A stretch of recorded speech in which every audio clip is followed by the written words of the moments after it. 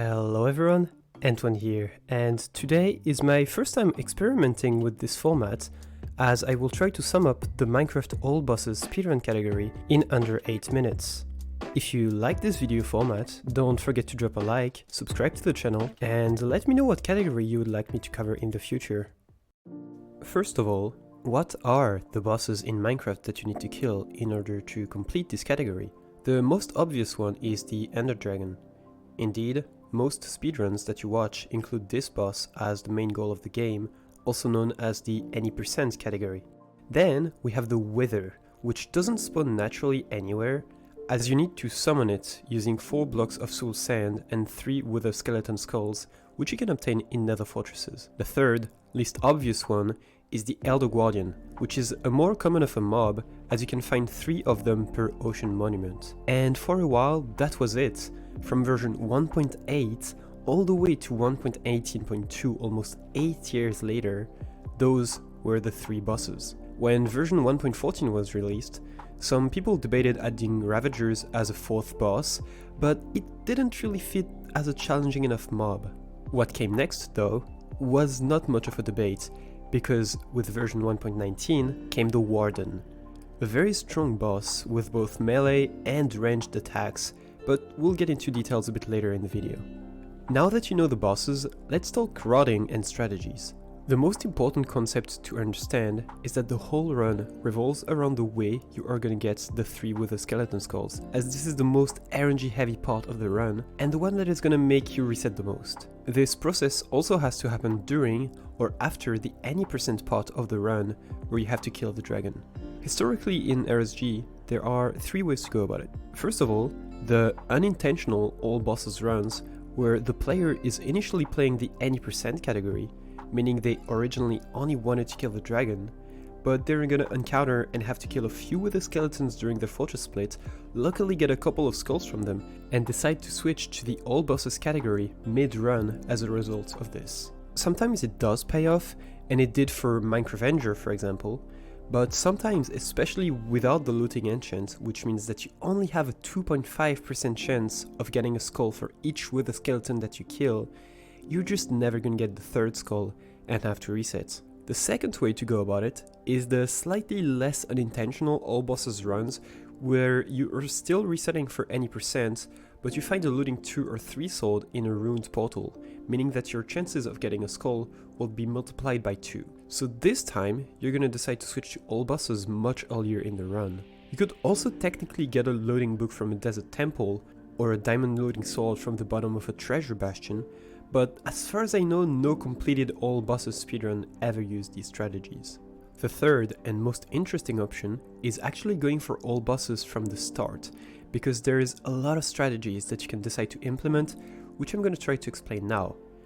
Unfortunately, version 1.19 came out too recently, and so far there has not been any random seed speedruns that include the Warden, but shout out to Nova and Rekigan for being the first people to route the all bosses said seed category in 1.19.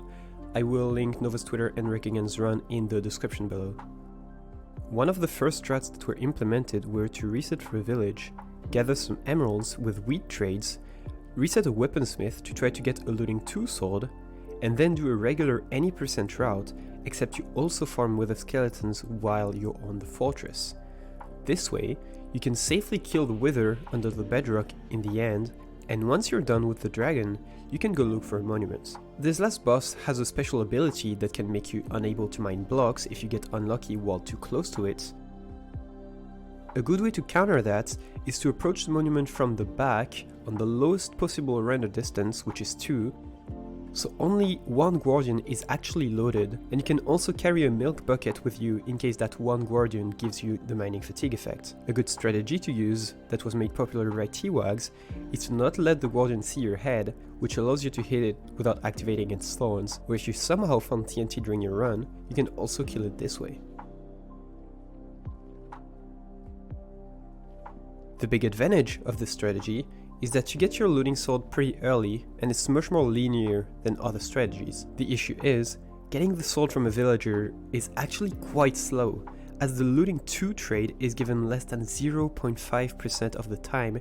and costs a minimum of 16 emeralds, which means either trading a stack of wood logs or 36 hay bales. Also, unless you want to reset for a coastal village, you're not even guaranteed to find a monument soon enough to get a good time, and on top of all of that, village strategies are notably slower than ocean strategies when it comes to killing the dragon.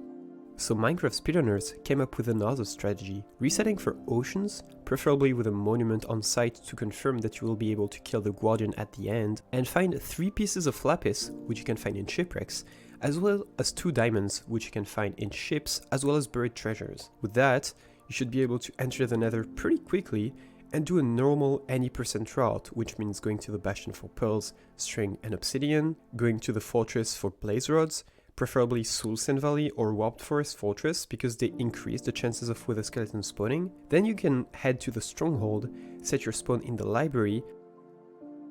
enter the end, kill the dragon, grab the dragon's XP,